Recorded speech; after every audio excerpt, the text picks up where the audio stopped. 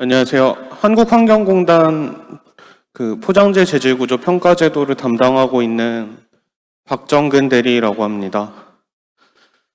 저희 포장재 재질구조 평가제도 및 그에 따라서 변화한 포장재에 대한 개선 사례를 좀 안내 드리고자 합니다. 발표 시작하겠습니다. 일단 먼저 포장재 재활용에 관한 동향인데요. 일단 순환 경제가 대두됨에 따라 탈플라스틱 정책이 마련이 되었고, 또 코로나를 겪으면서 일회용품이 급증하고 포장 폐기물도 같이 증가하고 있습니다. 이에 따라서 재생원료가 공급 과잉되는 상황이 나타나서 재생원료의 품질에 대한 문제가 대두되기 시작했습니다. 그래서 2050년까지 폐기물 100% 재활용 추진을 목표로 하는 정책 방향성이 있어서, 이에 따라 생산 단계에서 좀 재활용성을 고려한 포장재를 사용하기 위해서 포장재 재활용 평가 제도가 2019년 12월 25일자로 시행이 되었습니다.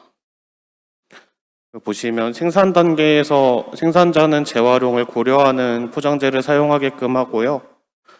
소비 단계에서도 분리배출 표시와 등급 표시를 통해서 좀 더 포장이 재활용이 용이한 포장재를 사용하도록 유도하는 의도가 있습니다.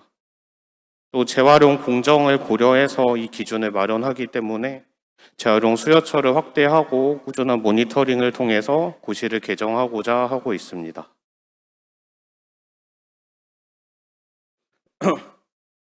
일단 이 제도 시행 단계에서의 상황인데요. 재활용이 어려운 포장재가 지속적으로 생산, 유통되어 수거 선별 재활용 과정에서 좀 재활용성이 떨어지는 재생원료가 생산되거나 재활용 공정 비용이 증가하고, 그에 따라서 재생원료 품질이 저하하는 문제가 발생했습니다. 그에 따라서 제품을 생산하는 포장재 재활용 의무 생산자에게 포장재 재질 구조 등급 평가를 하고 그 결과를 표시하도록 함으로써 재질 구조 개선을 유도하는 제도가 시행되었습니다. 제도의 전반적인 내용인데요. 이 제도 대상자는 자원재활용법에 따른 포장재 의무 생산자입니다. 평가 품목은 4대 포장재라고 하는 종이팩, 유리병, 금속캔, 합성수지 재질의 포장재인데요. 이 중 합성수지 재질의 경우 재활용 공정이 상이할 수 있기 때문에 몇 가지 기준을 더 나눠서 9가지로 나눠 평가를 진행하고 있습니다. 평가 등급은 재활용 최우수부터 어려움까지 4개 등급으로 나뉘는데요. 최우수 등급에 대해서는 페트병과 PSP 포장재에서만 지정하고 있습니다. 작년을 기준으로 평가 결과가 나타나 있는데요. 약 5만 6천 건 정도 평가가 이루어졌고, 이 중 최우수, 우수한 포장재는 44% 정도 됩니다. 지금 지난 9월을 기준으로 했을 때는 조금 더 늘어나서 6만 6천 건 정도 이루어져 있고, 어려움 등급이 약간 감소하고 보통 등급이 약간 증가하는 변화가 있었습니다. 저희 평가 절차인데요. 일단 제조한 의무 생산자가 자체 평가를 진행하게 됩니다. 제조하고자 하는 포장재를 확인하고 재질 구조를 평가해서 등급을 매기고 그에 따른 검토 신청을 하면 공단에서 제출한 서류와 증빙 서류를 확인한 뒤에 결과서를 발급하게 됩니다. 결과서를 발급한 날로부터 6개월간의 유예기간이 주어져서 그 기간 동안 등급 표시가 이루어지게 됩니다. 이렇게 평가 신청한 포장재는 매년 4월 15일까지 제품 목록과 그 등급에 대한 자료를 제출하도록 하고 있습니다. 등급 표시는 재활용 어려움 등급의 포장재에 대해서는 반드시 표시를 해서 소비자가 확인할 수 있도록 하고 있고요. 그 이외 포장재에 대해서는 선택사항으로 남겨두고 있습니다. 다만 어려움 등급 표시를 함에 있어서 구조적으로 문제가 있거나 제품의 품질을 손상시킬 어려움이 있다고 하면 일부 항목에 대해서는 면제를 하고 있습니다. 등급 표시 도안인데요. 종전에 분리배출 표시 도안 상단 또는 하단 또는 측면에 재활용 등급을 표시하도록 하고 있습니다. 만약 분리배출 표시가 없다고 하면 재질과 함께 재활용 어려움 문구를 사용하도록 하고 있습니다.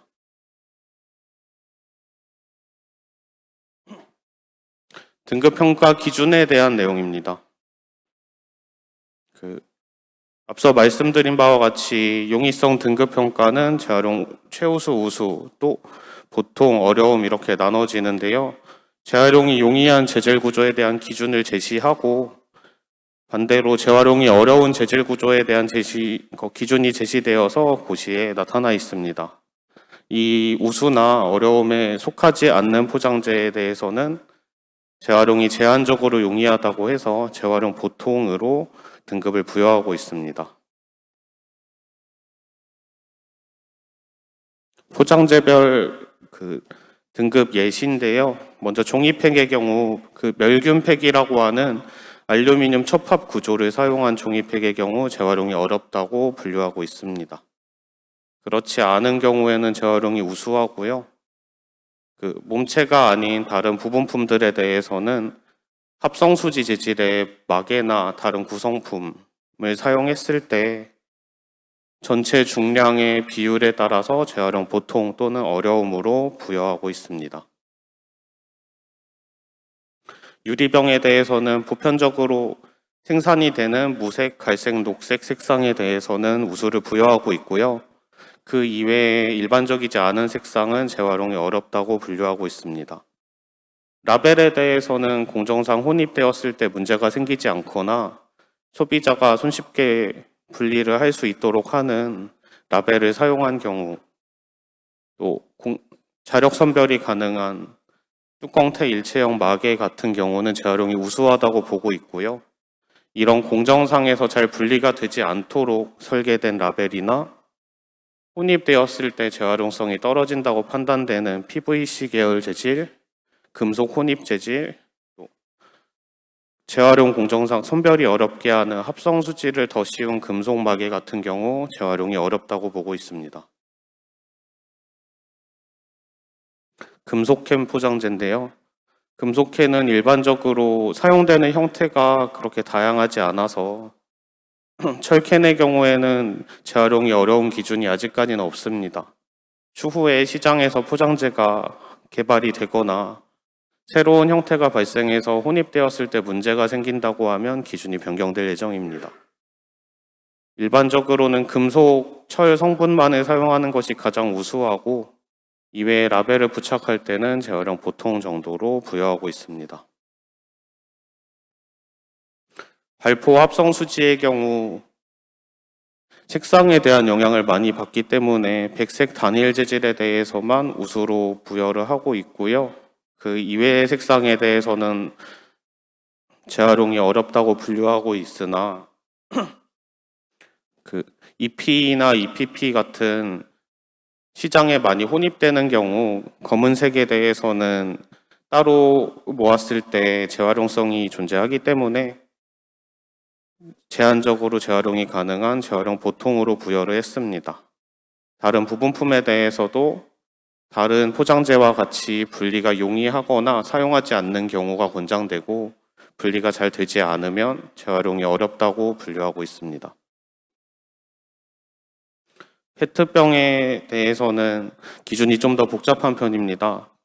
페트병은 요새 별도로 배출하도록 하는 제도도 있고 페트병 특성상 타 재질이 혼입되었을 때 재생 원료의 품질이 떨어지는 게 크기 때문에 페트병에 대해서는 보다 복잡한 기준이 있고 간략하게만 말씀드리면 일단 무색 몸체를 사용하는 것이 권장되고 공정상 분리가 되도록 하는 열 알칼리성 분리 접착제 사용에 대한 기준이 있습니다.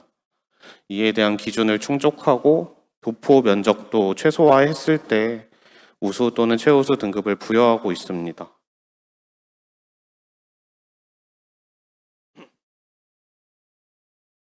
마개에 대해서는 공정상 비중 분리를 하기 때문에 페트는 가라앉고 이외 PP나 PE 등 비중 1 미만 재질이 선별이 용이하므로 비중 1 미만의 합성수지에 대해서 우수한 등급을 부여하고 있고요. 그 이외에 선별이 용이하지 않게 하는 요소들은 재활용이 어렵다고 분류하고 있습니다. 올해 2월 28일자로 용이성 등급 기준 고시가 변경돼서 일부 변경사항이 있습니다. 분리 가능에 대한 판정 기준을 명확하게 변경하였고 종전에는 분리가 가능한 기준이 좀 자의적인 해석이 여지가 있어서 지금은 제거했을 때 몸체에 잔여물이 남는지 여부로 판단을 하고 있습니다. 또 포장재의 재질 구조 분류를 조정했는데요. 기존에는 합성수지 용기와 필름류가 함께 평가가 되다가 용기 트레이류와 필름 시트류의 재활용 공정을 고려해서 별도로 항목을 나누어서 기준을 조정했습니다.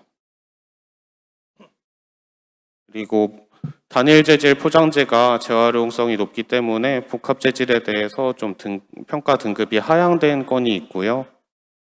또 이제 분리가 가능한 포장재를 사용하고 그에 더해서 분리를 유도하도록 하는 문구를 삽입했을 때 등급이 상향되도록 기준이 마련되었습니다.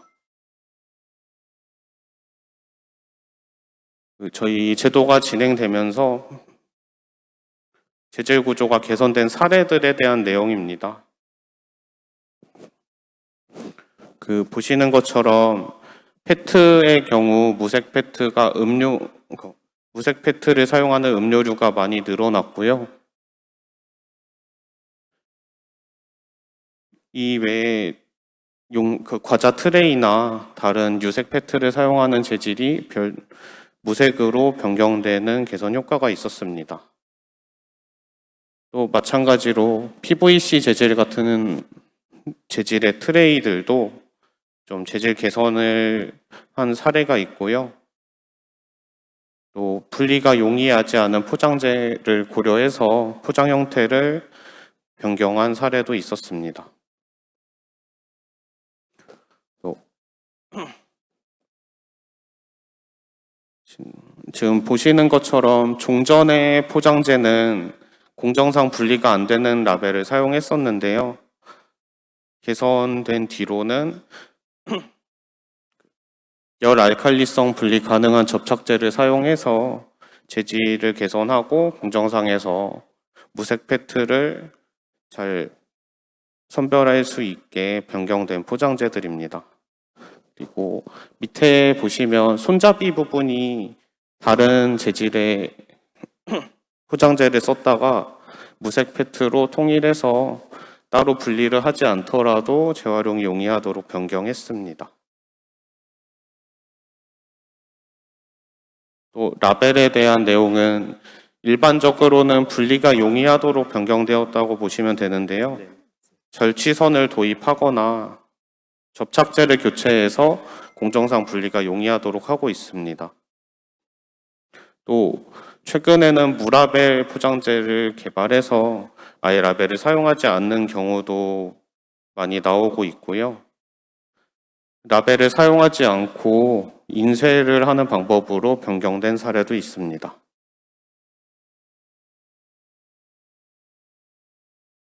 또 그 외에는 종전에 사용하였던 빨대를 제거하거나 좀 더 선별이 용이한 재질로 변경하는 시도도 있었고요.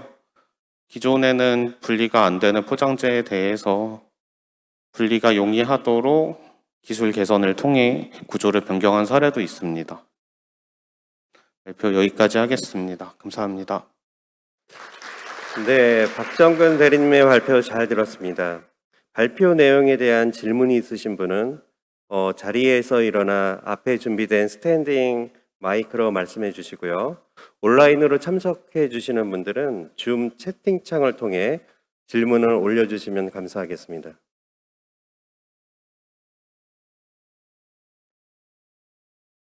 현장에 계신 분들 중에서 질문 없으신가요?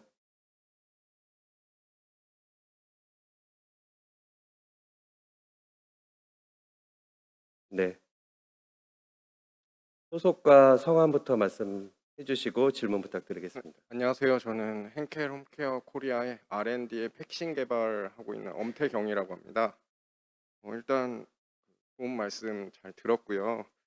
올해 그 9월 달부로 개정된 거에 따르면 이제 합성 수지 필름 시트류 쪽에 그 등급이 좀 하향이 된 건이 있습니다. 우수에서 보통으로. 네. 그 저희 같은 이제 생활 필수품 쪽에서 액체류 세제 리필 파우치를 많이 사용하는 쪽에서는 기존에 이제 페트와 LDP를 섞어서 사용하다가 단일 PE로 바꾸게 되면 그 무거운 중량에 의해서 이제 기존 물성 자체가 약해지다 보니까 패키징으로서 액체를 보호하는 역할이 좀 많이 떨어져서 개발하는데 좀 그런 사항이 좀 제약이 많은데 혹시 이런 점에 대해서는 조금 반영이 돼서 좀 제도에 대해서 좀 검토가 이루어지실 수가 있을까요?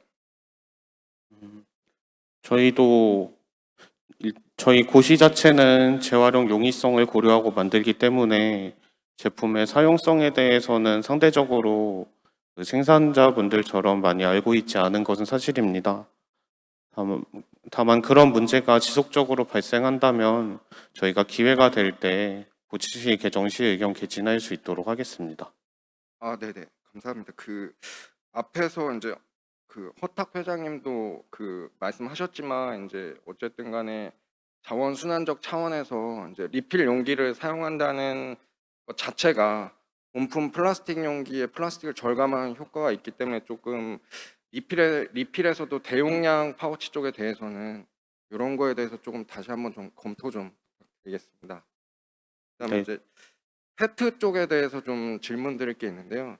네. 그 재생 페트를 사용을 많이 하면서 퍼센테이지를 올리다 보면 무색 투명을 간다고 하더라도 이제 수거되는 거에 따라서 이제 색깔에 대한 퀄리티가 조금 떨어지다 보니 일반적인 육안에서는 표시가 안 나더라도 이제 그 지정된 업체에서 색깔에 대한 판정을 하면 그 기기값에서 나오는 스펙트럼에 따라서 색깔의 판정이 되는데 그러다 보면 이제 무색 판정에 대해서 거부가 되는 경우가 있습니다. 근데 이제 재생 원료를 사용하다 보면 컬러에 대해서는 내추럴 컬러 버진 레진의 100% 내추럴 컬러를 따라갈 수가 없는데 이런 거에 대해서도 좀 반영이 될 수 있을지 여쭤봅니다.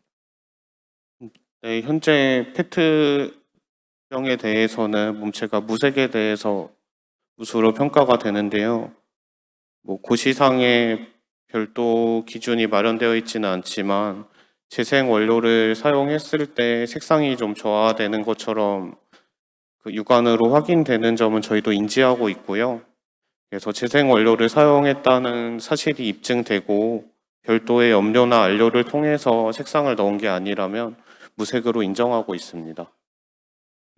선생님 감사드립니다. 네, 이상입니다. 감사합니다. 감사합니다. 추가적인 질문은 브레이크 타임을 이용해 주시면 감사하겠습니다.